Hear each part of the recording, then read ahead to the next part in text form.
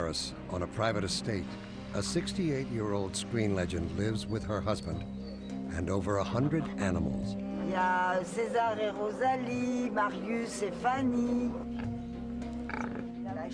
She seldom travels, except to promote animal rights.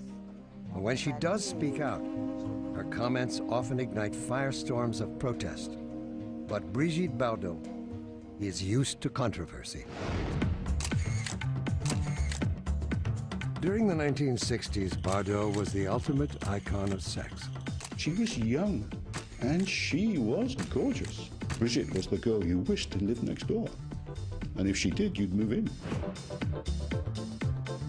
Movie star, trendsetter, Bardot was a symbol of uninhibited desire, an image she flaunted both on and off the screen. I used to lead a libertine life. I've changed husbands, lovers quite often. What do you want? To be beautiful and for you to love me.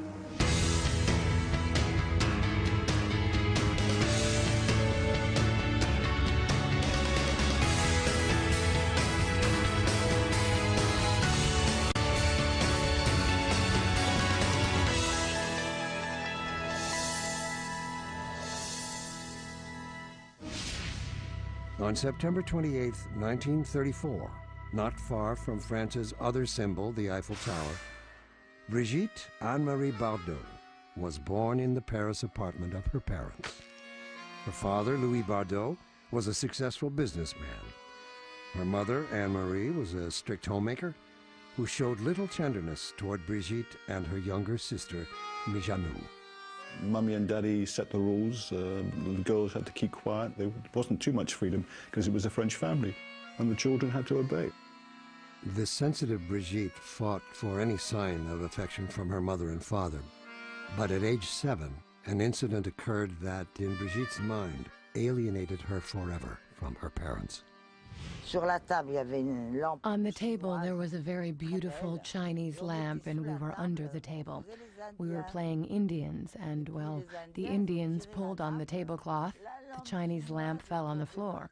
And I remember that my parents were raving mad, and they said, "As of today, since you did such a stupid thing, you are no longer our daughter, and you will address us by using vous, the formal form of address, like a stranger would." It was as if a barrier, a wall had been erected in the warmth of my childhood with regard to my parents. As a teenager, Brigitte was rigorously monitored, both at home, at dance class, and at Catholic school, where she was well-mannered and quiet. Inwardly, she dreamed of escaping her rigid world and hungered for love. I did not have any animals, and my parents were not especially fond of animals. One day when they saw that I wanted to rescue a poor lost kitten, it was a big deal. We did find a way to keep the cat. One cat. It was a beautiful moment in my life as a little girl. Brigitte's socially ambitious mother pushed both of her girls to do well in school and in dance. She also encouraged her beautiful 14-year-old daughter to work as a model. She started modeling hats for a designer friend of her mother. These pictures got to magazines as important as Elle.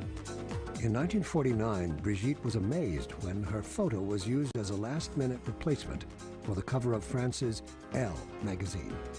Brigitte's name was not listed, but her image captivated film director Marc Alaret, who dispatched his young assistant to find the mysterious model. The 21-year-old assistant was named Roger Vadim, and he also had dreams of directing. Vadim was a son of a Russian diplomat. He wasn't a tramp or anything like that. He was a well-brought-up young man, but a bit of a rebel. And rebels were famous in America, perhaps, but not in France. Vadim was exactly the opposite of what my parents would have wanted me to meet. What I mean is, he was the bohemian type, without any morality. He used to live as he pleased. I fell madly in love with this boy. who was so completely different from anybody I had ever known or seen in my life. Unlike his boss, Marc Alleret, Vadim sensed promise in the striking 14-year-old. As for Bardot's parents, they hated the brash young foreigner from the start. When Vadim would come to eat at our house, after he left, my mother would count her silver teaspoons because she was afraid that he might have taken them with him. But by the time Brigitte was 15, Vadim had secretly become her first lover. It was a very steamy love affair between the two. He was an expert lover. He taught her many things. Again, this was not Dad, this was someone else, this was freedom. Brigitte grew defiant and told her parents that she and Roger were getting married. Her father replied by brandishing a gun at Vadim and announced that Brigitte would not marry until age 18. Weeks later, his angry daughter responded with a half-hearted suicide attempt, putting her head in a gas oven. But if she and Vadim couldn't yet marry, they did unite professionally. He was writing scripts that she could do. He was trying to get other directors interested in her. He was making sure she was photographed at whatever function they could ever go to. He was training her for future stardom, and she loved it. In 1952, Roger got the ravishing 17-year-old her first acting job, a tiny part in the comedy Crazy for Love. Brigitte found the long hours of filming dull and unrewarding. But weeks later, Vadim secured his fiancée a co-starring role in the salacious 1952 drama, The Girl in the Bikini. The passionate story of a lonely girl on a lonely island with the hot blood of Corsica in her veins. Brigitte Bardot as an uninhibited child of nature stripped of all pretense. A lighthouse keeper's daughter who believes in dressing light. As far as the screen dares go with Brigitte Bardot, the girl in the bikini. Brigitte took great pleasure in outraging her parents with her skimpy on-screen wardrobe and a brief nude scene. 9 months later, the 18-year-old infuriated her parents once again by marrying Roger Vadim. But Louis Bardot put a final barrier in his daughter's path after the couple married in the civil service and days before their wedding ceremony in a church. We did not have an apartment, so that night we slept over at my parents' house. He slept on the couch in my father's office, and I slept in my own bedroom, and he was not even allowed to come in and kiss me goodnight. We did not really care. We had had our wedding night a long time ago. Now in total control of Brigitte, Vadim threw himself into finding her film roles. He molded her personality and movement into his fantasy image of a screen goddess. He's very much a Svengali shaping her. It's the Pygmalion story of the older man shaping the woman into, in this case, not only being his fantasy, but the fantasy of every man. He developed that wild and rebellious streak, which is a somewhat special trait of my personality. Vadim stage managed his wife's electrifying appearance at the 1953 Cannes Film Festival. By the 50s, events at Cannes, other than the films, became important. Who was seen on the beach? Whose bikini top fell off? What starlet went topless?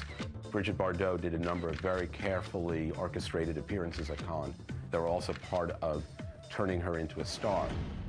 At age 20, Brigitte made her English language film debut with a showy part in the British comedy Doctor at Sea. Are you allergic to anything? Ship's doctors, for example? Oh, I haven't noticed.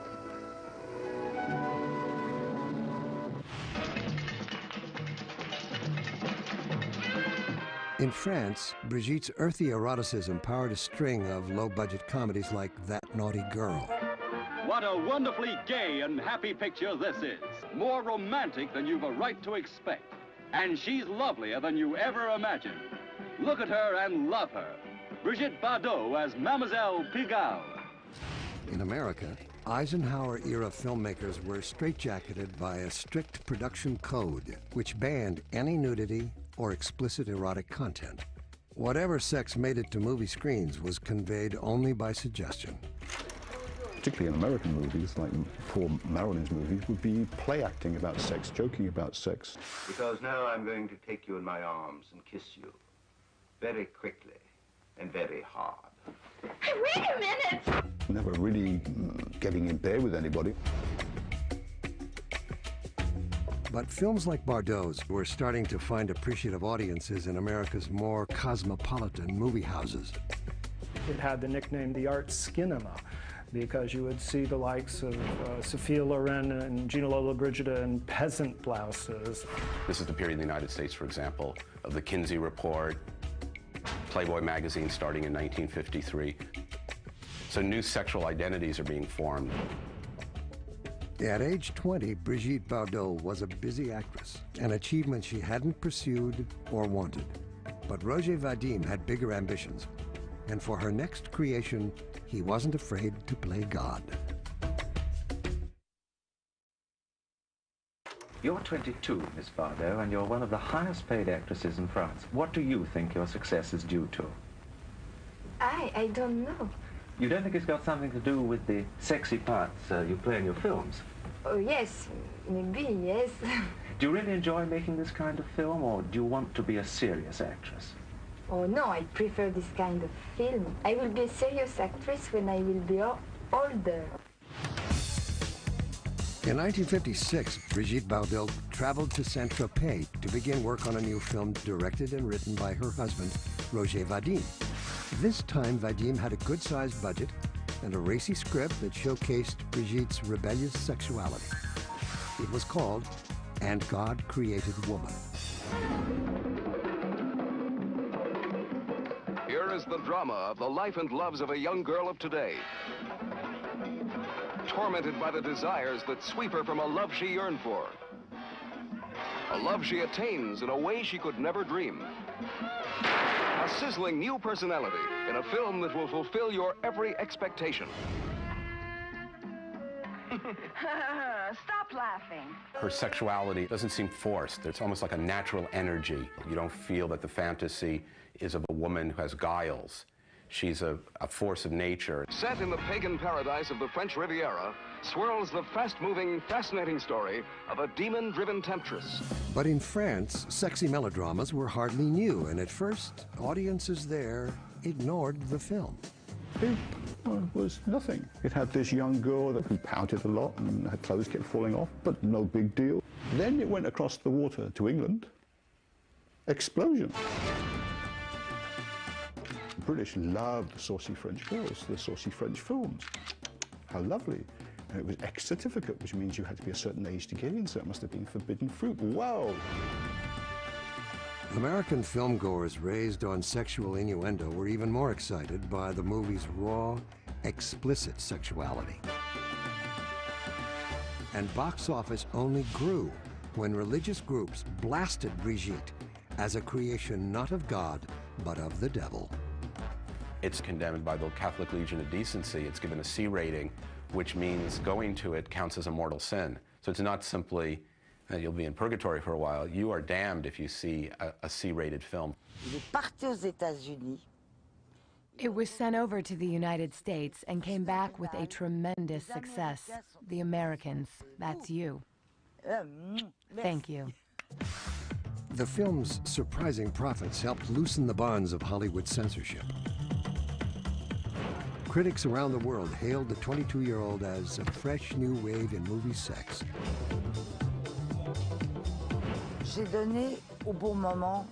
I gave a new image of the way you should be in life in the movies. New, blonde, free, not stuffy, not hung up, not like a little lady's maid, no little corset, no little collar, no little thing, but stark naked. She was delivering. She took certain clothes off. She saw mainly her posterior. BB began to be Brigitte Bardot or bare bottom, one or the other. I used to show my behind. At the time, you were not supposed to show your behind. It was very shocking. Well, now it has become an absolutely normal occurrence. But by the time Bardot became a sensation, her marriage to Roger Vadim had reached an amicable end. She was having an affair with her leading man in God Created Woman, but you could say they were pushed into that by Vadim anyway, who wanted more realism on the screen. He taught me how to be so free that as a result, I left him for another man. That was his price to pay. I wanted to experience this life that I had been prevented from living.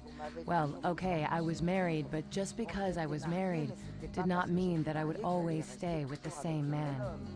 But obviously he opened the door for her. He opened the door to movies, he opened the door to sex, he opened the door to freedom. Bardot's wild eroticism ignited a string of French comedies and dramas.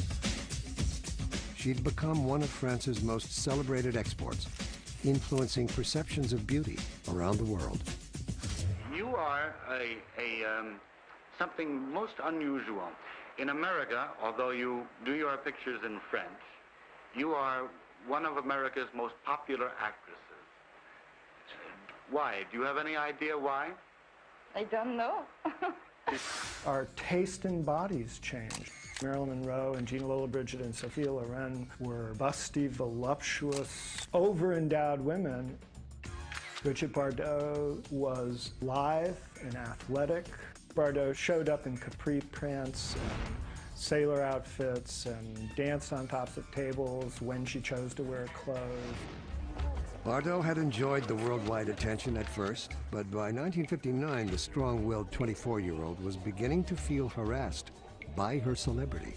Cameramen and fans followed her everywhere, and the media that made Bardot a household name were beginning to turn against her. I was always criticized. They used to say, Brigitte Bardot, she's a sex kitten. She's the devil incarnated. She behaves outrageously. All my life, it's been like that. It is said that you are not a happy person. I am not an happy person. I have heard you quoted as saying. Yes, I am very happy. You are happy. Yes. You think you have everything in life you want? Of course. What are the things that you want from life? Nothing. Nothing at all? No, nothing. I'm very, very happy. The press reveled in exposing each new visitor to Bardot's bedroom. New to the list was her latest co-star, Jacques Charrier, who met Brigitte on the 1959 comedy Babette Goes to War. The Brigitte Bardot, who was merely a goddess of love, the cuddliest doll in the world, the dream girl of 75 million red-blooded American males, now is one of the funniest comedians on the screen. Just as beautiful, just as alluring, Brigitte Bardot wins medal for her best and funniest film, co-starring Jacques Charrier. She fell for him, just as she'd fallen for all the others. But this seemed to be somewhat deeper.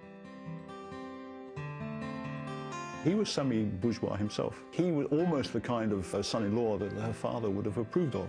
Bardot was swept away by her handsome co-star, but their romance had an unexpected consequence. France's symbol of sex was about to become a mother. Thursday. Brigitte Bardot, at age 24, had no desire to be a parent. But in 1959, Jacques Charrier convinced Brigitte to keep their child and to marry him. It was a decision she regretted soon after their wedding, a paparazzi free-for-all. It was terrible. It was a nightmare. The photographers had forced their way into City Hall. It caused a scandal. Bardot had been honest about her disinterest in having children, but after the birth of her son Nicolas became the news story of 1960, the 25-year-old star was attacked by the press for her lack of maternal instinct. I was not ready at all to have a child. It was really not the right moment to have a child. So that was very stressful for me because I knew that I was unable to do what you must do to take care of a child. I was myself already so overwhelmed by the photographers, consumed by fame, stardom. I was swallowed up by all that. By now, her marriage was equally miserable. Jacques had been ordered to report to Nice to do a mandatory 2 years of service in the French military. And what did he find when he got in the army? Everybody had pin-ups of his wife. If she had a problem with her image, what do you think he had with her image? And of course, total breakdown, a suicide attempt, and bailed out the army. The marriage was over, and that was the end of that. After divorcing Brigitte, Jacques Charrier was given custody of Nicolas. By now, Bardot was a deeply polarizing figure, the subject of fan mail and death threats, amid non-stop press coverage that pushed her closer to the edge of a breakdown. She couldn't go out in the street, she couldn't go to a restaurant, she couldn't eat. She was changing boyfriends rapidly, as if that might help her be anonymous. She was trapped. Get out of here, all of you! Get out! Get out! All Jill wanted was a man to hold in the privacy of her heart. But she was too much public property to have a very private affair. Après, ça a été un peu l'enfer. Tout est exagéré. It was a little bit like living in hell. You are slandered. People debase you a lot. They act like they know things. They invent things. They cause you a lot of pain. They hurt you a lot. That is true. She had a horrendous experience when she went to visit a friend and was going up in a lift, and the cleaning lady was in a lift and started screaming at her and trying to attack her with whatever implement she had in her hand, because you earn all this money by taking your clothes off, and my boys are over there in the war in Algeria, etc. That marked her for life. She was very scared to go out after something like that. This is the face. This is the woman. Bardot, the unforgettable. You decided to give up the sort of sexy role we're used to seeing you in. I'm not giving them up completely. I want to change, not to do always the same kind of parts. And I think the next film will be sexy. The next one after this. The 25-year-old's fragile grip on her emotions was about to take another hit. Her next film, the courtroom drama The Truth, was directed by Henri-Georges Clouzot, often called the French Alfred Hitchcock. Clouzot also shared Hitchcock's gift for manipulation, and although Bardot was proud of her performance, it was her most excruciating professional experience.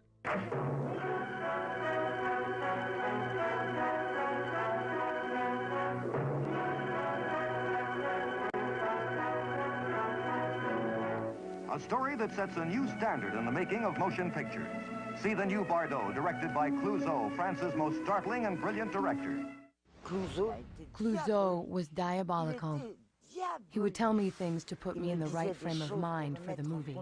Your life is over. You will never succeed at anything again. You have a bad reputation. Bon, moteur. All this so that in the court, in front of the jurors and all that, I would be destroyed. The character that I am playing swallows sleeping pills. We were about to wrap for the day, and I asked for some aspirin, and instead of giving me aspirin, he slipped me 2 sleeping pills, but I did not know. As a result, 2 minutes later, I was sleeping, snoring, drooling, etc. He destroyed whatever strength I had in me in order to give me that appearance of distress in the film. The pressure was too much.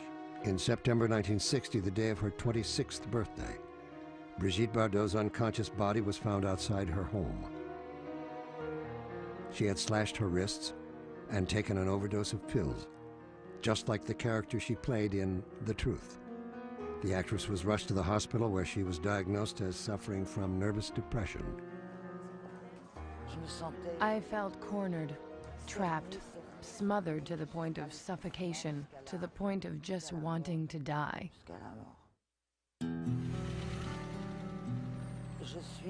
I am pretty vulnerable. I am very different from being a star. Inside myself, I am not a star at all. I need to be protected, to be taken care of, and, well, at the same time, I also want to be very bossy and rule with an iron hand. It is very difficult to live with me. I even have trouble putting up with myself.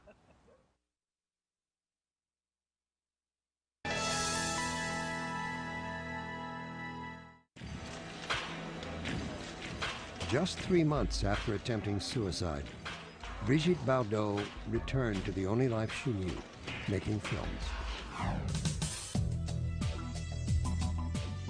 By 1961, she had already appeared in 29 movies. Some had top directors, like avant-garde maverick Jean-Luc Godard on the drama Contempt. Bardot at her bare, bold, and brazen best, bewitching as a brunette, breaking all the rules in the game of love. But no matter how prestigious the project, their exhausted star couldn't have cared less. She didn't seem interested in any of them. She had a contract, she signed it, she kept it, made a film, moved on, went off on holiday, had a new boyfriend, came back, made another movie, and very wisely invested her money. The 29-year-old did rise to one acting challenge when she was paired in 1964 with another French film icon, Jean Moreau, in the rollicking comedy Viva Maria. There was a competition between the two of us because she wanted to be better than me and I wanted to be better than her, and that was very good. It gave us the punch to be the best possible, each in our own style. Viva Bardot! Viva Moreau! Viva Maria! For years, Brigitte had resisted offers to come to America. In 1965, a major press push for Viva Maria finally took Bardot to New York and Los Angeles. America got its first close-up look at the French sex goddess. As for Bardot, she would have seen more of America by watching TV at home. Ça a été extraordinaire. It was extraordinary. I saw neither New York nor Los Angeles because I was stuck in my hotel room. There were so many photographers. A shard of flashbulb hit me in the eye. It damaged my retina, and I had to wear a black eye patch for I don't know how long. It was complete insanity.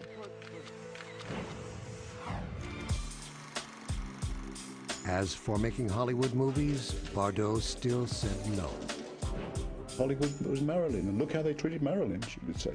I'm French, I'll stay here. If they want me, they can come here. In 1965, Hollywood finally agreed to the 30-year-old's terms. 20th Century Fox sent cast and crew to Paris to film a Bardot cameo in the comedy Dear Brigitte, starring Jimmy Stewart and 10-year-old Billy Mooney. B.B. Brigitte Bardot. Well, son, you never told me you corresponded with her. You never asked me. Oh, I never thought about it. Well, you wrote to her, huh? Every night. Every night? Dear Brigitte, which is about an American little boy madly in love with Brigitte Bardot, and very much about this American fascination with things French. This is the house of Brigitte Bardot. So they recreated her home in Paris and shot for less than a week. They must have cost a fortune, but that was the only way she agreed to be in the movie. My name is Leaf. Which one is Erasmus? Enchantée, Mademoiselle Bardot. Mais vous parlez français? C'est merveilleux. Comme je suis contente de vous connaître.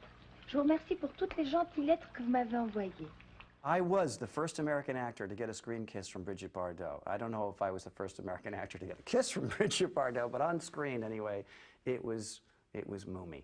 Oh, she was a fabulous kisser. Oh, sweet.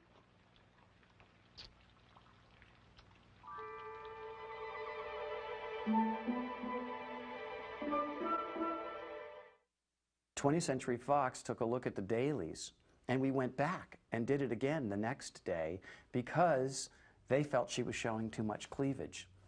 And they had her put a corsage on her dress right at the base of her cleavage. Erasmus, have you lost your tongue? Don't you want to say something, Raz?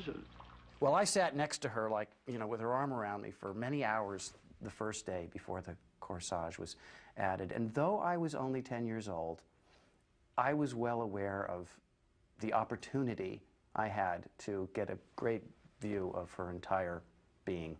And it was indeed a great view. Where are you taking him?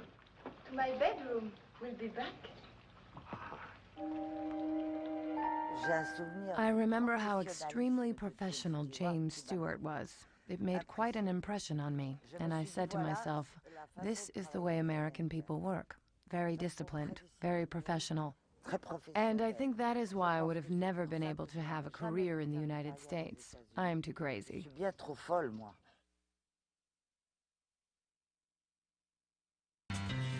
By 1966, new styles of fashion, movies, and music were sweeping the world, and 31-year-old Brigitte Bardot was now competing with a younger generation of erotic icons. But Bardot herself was changing with the times, adopting a new look, and turning pop singer. She starts to play into that, sporting miniskirts, being part of the new generation. It seems to me appropriate that one of her hit songs in the 60s is Bonnie and Clyde, a song that is about the woman as rebel, and especially given the film, given Faye Dunaway, is about how you make your rebellion through clothing as much as through crime against the system. But Bardot hadn't changed her style when it came to her need for many lovers. The problem with all the boyfriends is, did they love her or did they love Brigitte Bardot? And was the image true? And that was probably more upsetting to find that they were in love with the wrong side of Bardot than those trying to make money out of her and exploit her. And there were a lot of both. In 1966, a man entered Bardot's life who didn't need her money. Gunter Sachs was a millionaire industrialist and playboy whose courtship of the superstar was unexpected, unrelenting, and outrageous. I was completely stunned, delighted. He took a helicopter, and from above he just dropped roses that fell all over the garden. One day he took a helicopter, threw his suitcases in the ocean, dived in, and he arrived here with his suitcases, swimming, Vuitton suitcases. 1 month later, Gunter and Brigitte married in Las Vegas, flying there on a jet loaned by Gunter's friend, Ted Kennedy. Bardot's lifestyle seemed the height of glamour, but her movies were starting to misfire at the box office. In 1968, the 33-year-old teamed with Sean Connery for the western Shalako.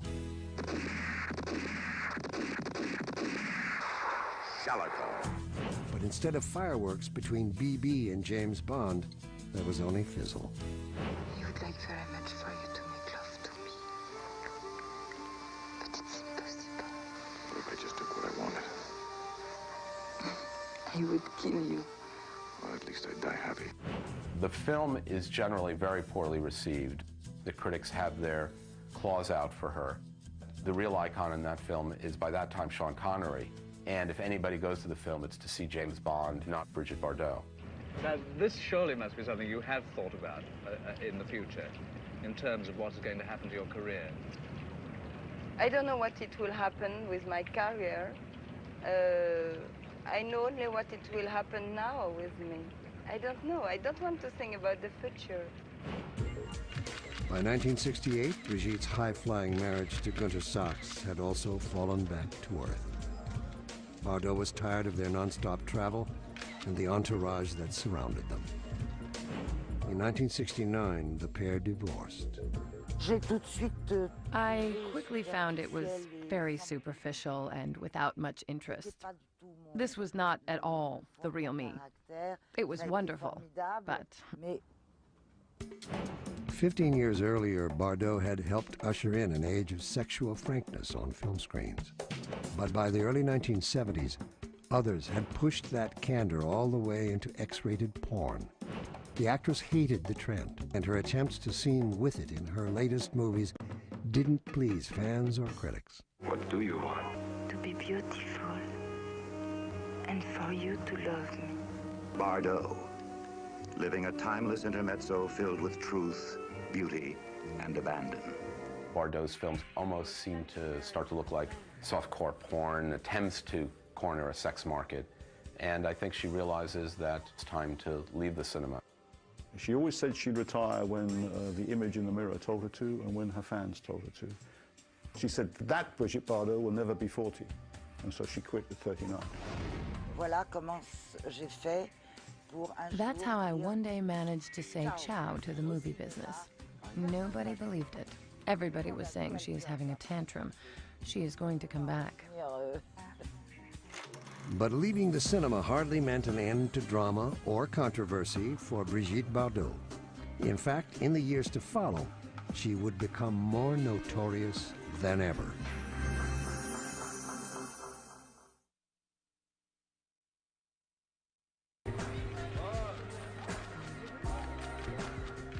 Throughout the 1970s, Brigitte Bardot continued to be hounded by photographers. Now in her 40s, she endured frightening encounters with deranged fans and dangerous stalkers. These experiences darkened her perception of the world around her. There are people who came here, who broke into my living room, who spent the night in my bed. There are people who arrived with their baggage in hand, saying they were coming to spend 1 week. All men. I was very vulnerable when I was alone. As her 50th birthday approached, Bardot felt lonely and frustrated. Attempts to connect with her estranged son, Nicolas, had failed on both sides. She also fought a private and successful battle with breast cancer. But one cause did make Brigitte feel that life was worth living. Bardot's passion for animals could be traced back to her childhood, a time when she transferred affection she missed at home to whatever four-legged creatures she could find. Yes, I love dogs. What kind of dog have you got? I have a little black spaniel cocker. In the 1970s, the former actress turned that passion into a purpose for living. La vivisection. Vivisection, slaughterhouses. These things moved me deeply. I was outraged, and I thought it was important that somebody famous condemn all these things that man has done to animals. During the 1980s, Bardot became increasingly outspoken, protesting the clubbing of seals in Canada and Greenland, and meeting with French President François Mitterrand and other world leaders. For her, animals are almost the male species. She prefers them to men. She once said when she sold all her things to raise money for the foundation, all her proud possessions, photos and dresses from movies, etc., she said, I'll give my best years to man, and I'll give the rest of my years to animals. In 1986, the 52-year-old launched the Brigitte Bardot Foundation. Within a decade, it boasted 27,000 members in 42 countries and a list of accomplishments around the globe. I have chosen the most difficult fight, the most despised and also the most important in my eyes. It is defending and protecting animals, especially since animals have no way to defend themselves.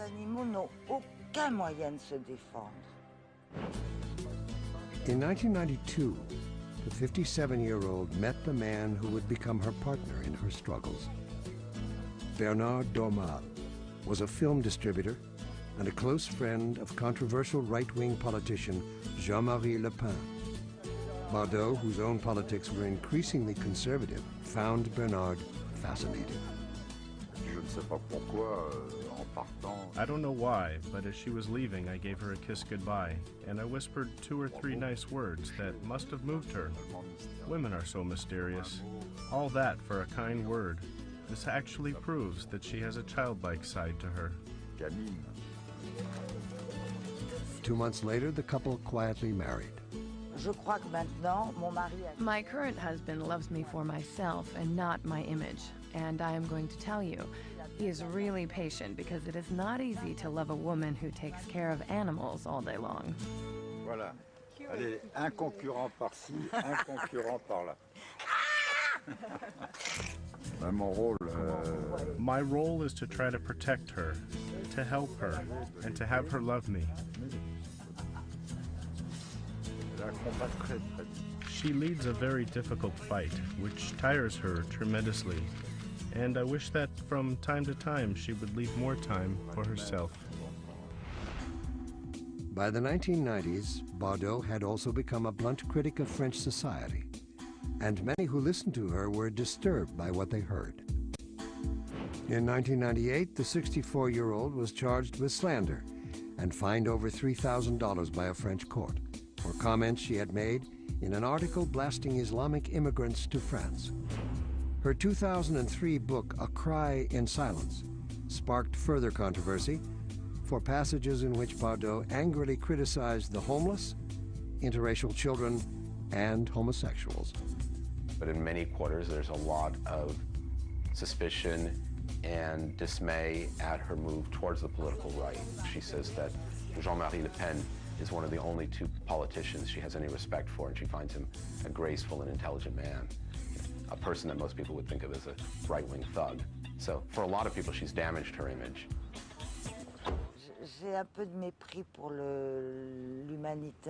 I have a slight despising for humanity in general. I find that human beings have become inhuman, very close to being like robots. Very few people have nice things to say or do. Mélodie! César! I have a lot of mistrust with respect to most of this humanity that scares me, and that has also hurt me deeply. That is the reason, I think.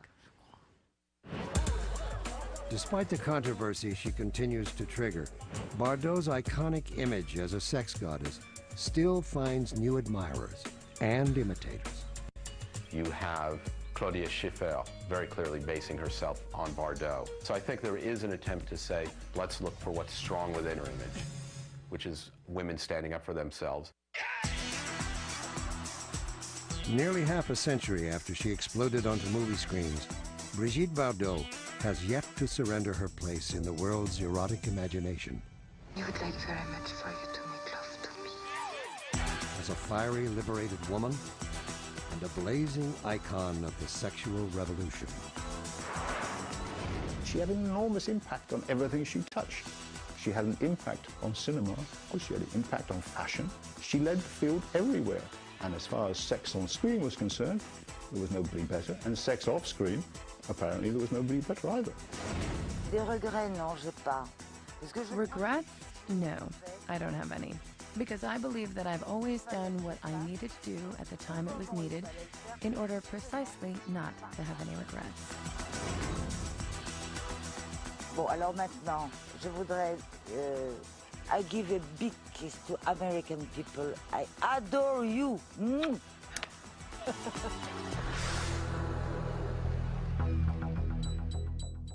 Despite her desire to avoid the spotlight, controversy continued to swirl around Brigitte Bardot in May 2004, when she was charged with inciting racial hatred in her best-selling book, A Cry in Silence, by expressing worries about the infiltration of France by Islamic immigrants. She was convicted in June and ordered to pay $6,000, the fourth such fine for the former sex symbol since 1997. Her luck in dealing with animals is a bit better. The Brigitte Bardot Foundation is active around the world, successfully challenging corporations and governments to protect animal rights. Now in her 7th decade, this complex, outspoken woman promises to remain as untamed as ever.